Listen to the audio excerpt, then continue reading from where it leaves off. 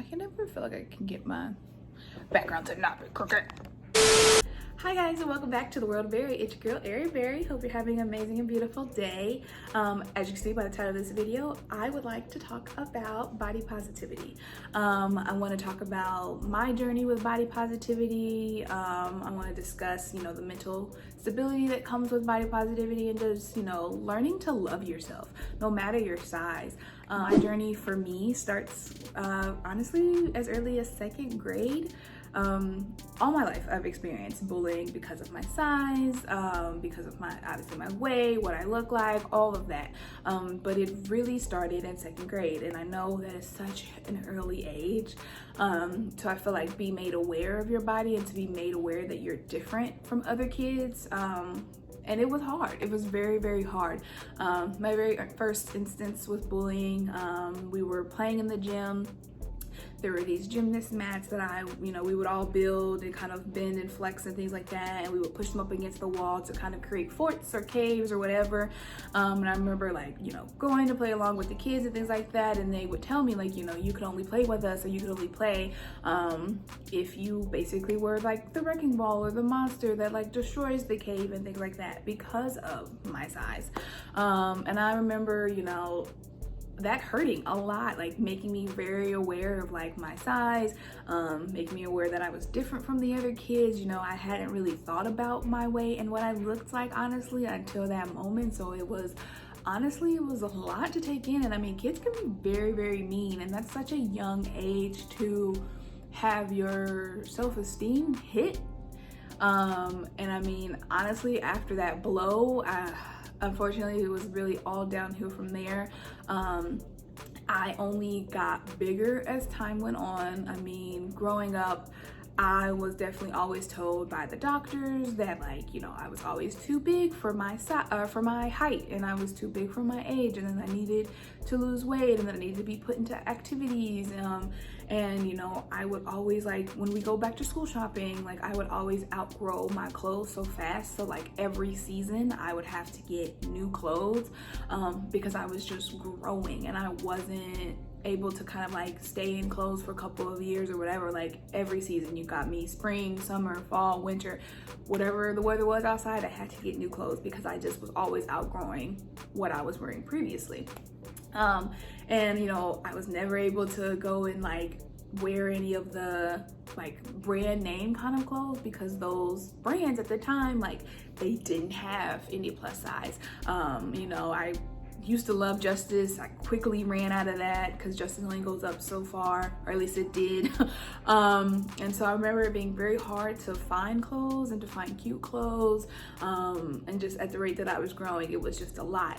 I'd say middle school is where I also experienced some more bullying and really kind of began to get down on myself as far as what I looked like, what my weight was. I became more aware, and not to the sense of oh, okay, well, let me try to see if I can do something about it, or let me take control over it. Just very much I was just in my head, and I was very down about it. Now I did learn, the whole you put on this brave face, you fake it till you make it kind of thing. So that started around middle school for me, where I would just be you know what, I'm gonna pretend like I'm this confident person, or just use my personality and my funniness and all of that.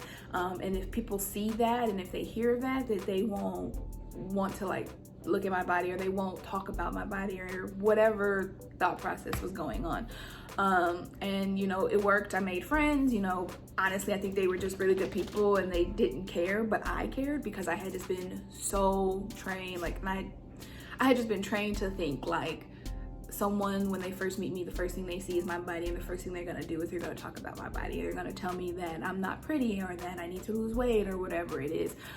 So I had kind of learned to use my personality and to use quips and being funny and things like that to combat that. I also dove headfirst into clothes and fashion. I've always loved fashion. I've always loved getting clothes and seeing, you know, all the pretty things in the store and things like that. But it really increased when I was in middle school, going into high school, because along with my personality and along with like trying to be funny and making friends and just being a happy, bubbly person and acting like I'm confident, another defense I thought I could use were my clothes. So yes, maybe I didn't have the name brands, or I didn't have the most attractive clothes, because I feel like plus size at that time wasn't the cutest kind of clothing, but I would like add scarves and hats, and I would add a lot of jewelry to kind of spice it up to make it my own, but also to say like, well, if someone thinks that I have a cute outfit and they see that and they see my personality and they see that I'm funny or whatever, like they won't see my body, they won't acknowledge that, and that won't be the first thing that they notice. And so I definitely use my clothes as kind of a guard to be like, if I look good on the outside, even though I don't feel good on the inside, no one can hurt me. And I had just been on the defense for so long that all of those thoughts became very negative, and they especially became very negative in high school. Thankfully in high school, I did not experience any bullying when it came to my weight, but I will say I experienced self-bullying. I was always, like I said, I've always been aware of my weight, and I've always just been ready on the defense to prepare myself if someone's going to make a comment, someone's going to make fun of me, whatever it may be. And so around high school, freshman year is when I kind of started to self-bully myself. So I would almost say the things that I would think someone else would say about my body to myself. Can't wear that, you're too fat, look at your stomach, look at your thighs, you're not cute, you're not pretty, like all of these negative thoughts I would constantly say to myself. And so while on the outside, everyone always thought I was just this bubbly person, this very happy person, even, you know, a confident person, on the inside I really wasn't. I was hurting, I was very sad, I didn't like my body, I didn't love my body, and it was very hard for me to look at myself. I, you know, kept growing, I kept getting bigger throughout the years, and with that, my mental stability, you know, went down with it. Around college is when I thought things were going to change. I thought that, you know, you're going to college, you're off on this new world, you're meeting all these new people, they've never seen me, they're meeting me at this size, they're meeting me here, you know, they have no other thoughts about me besides what I am about to show them right here and right now. And so I thought things were going to get better, I thought things were going to change, it was going to be great. You know, I met some really great people, but my mental stability did not get better. Actually, it got a lot worse. I began to get very depressed.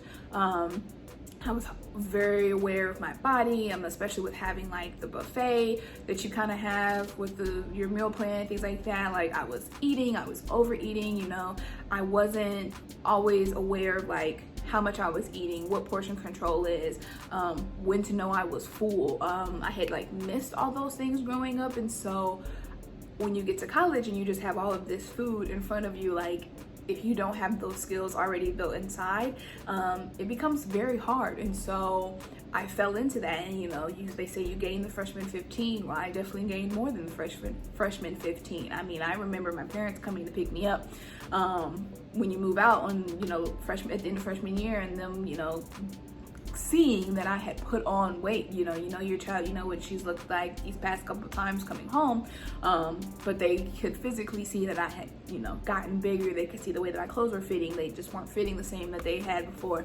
And you know, like I was aware, but I had kind of said, well, you know, okay, I'll get on a diet, I'll fix it, you know, whatever, I'll do that for the summer, it's great, it's fine, no worries. And then I would start something and then I just never would finish it because it would either get too hard, or I couldn't commit, or I wasn't losing the weight like I wanted to lose it. And so I was just battling all these things, and my mental stability, like I said, it just kept getting hit, it just kept going down, and I just was not, I wasn't well. I was very, very sad inside.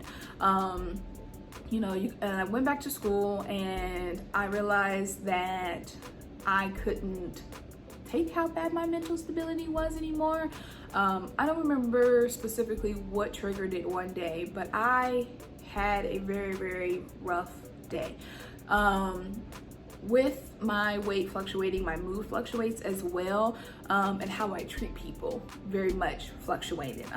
I would sometimes be very happy and loving and joyful with people, but then I would also be very angry and smart aleck and quick and just saying, you know, these smart, sharp things to people or whatever.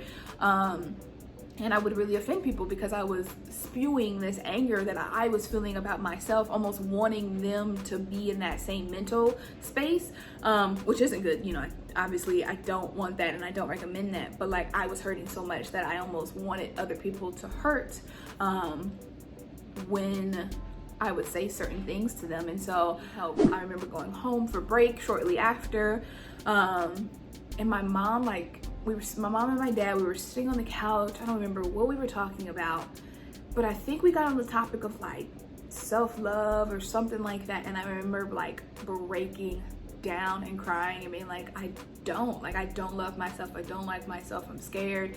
You know, sometimes I would think that, you know, because of how big I was, like I was having these heart problems and like I would pass away in my sleep, and it was just a lot. Like I had broken, like my mental stability had finally broken, and I was just distraught. And you know, we had very deep conversation that night, my family and I, and you know, we talked about it, and I decided that I was going to go to therapy when I got back to school, because through my school they offered free psychology, like therapy sessions and things like that, and so I said, you know what, that's what I'm gonna do. I can't take living like this anymore. I need to talk to someone.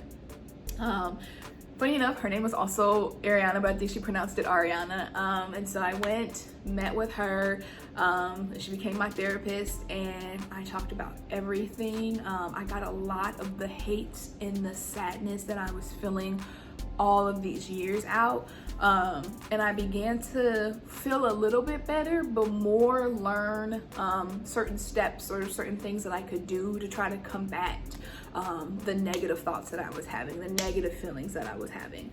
I wasn't like fixed or cured or, oh, okay, thank you, like now I'm gonna go my way and be the happiest person ever, but I learned kind of the roots of my problem, and I learned that it was okay, and that I needed to slowly but surely put these things in place to learn to love myself, and that the only person that can make that change is myself.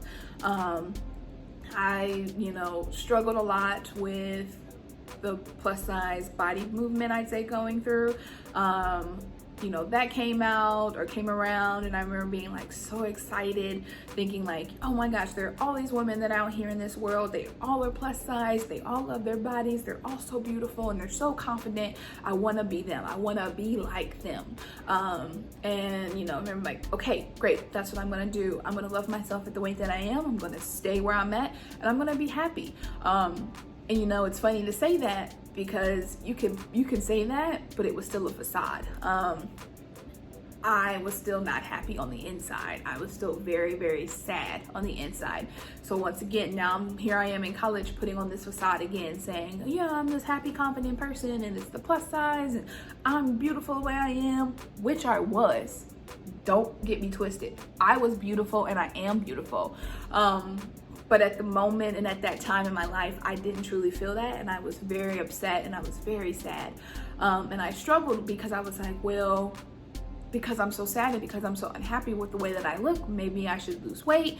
But then you've got this amazing and beautiful, empowering plus size community going on with all of these beautiful, amazing ladies loving themselves. And I felt like I was almost betraying that community or betraying that thought by saying that I wanted to lose weight in order to be happy. And so I struggled back and forth with, you know, am I going to lose the weight? Am I not? Am I going to stay where I'm at? And you know, I eventually learned that it is okay to love yourself at the weight that you are and to say, yes, this is me. And it's also okay to say, I'm learning to love myself in this body, and that's okay, but I'm not happy in this body and I want to lose weight. And it doesn't mean that I'm doing it because society says I need to lose weight. It's not that I'm doing it because, you know, I don't want to be bullied or people are talking about me or whatever it is. It's for me, it's for my mental health, it's my mental stability, and I, you know, finally became okay with that. It took time though to get there. If you've seen my keto video, I talk about how I hit my peak, right after college, right before I was going on a trip, and I was 300 pounds. And it wasn't until that moment where I was like, you know what, that's okay. I am okay with loving myself and learning to try to love myself at this weight, but I'm not happy and I'm sad and I've got to do something about it. And that is okay, because that is what's best for me. So I went through keto, I did all of that. I've lost 47 pounds, and I am now happy with where I'm at and what my weight is. I am now loving myself with the way that I look. I honestly had never been able to say that I loved myself, because I just didn't. Unfortunately, I hated myself. I hated my body. But through this last year and being on keto, I'm able to say I love myself and I love where I'm at. I do still want to lose some weight, just to, for me to feel comfortable and be even happier, or just whatever it is. But I learned to say I love myself where I'm at, and that's okay. And I want to lose some weight, and that's okay as well.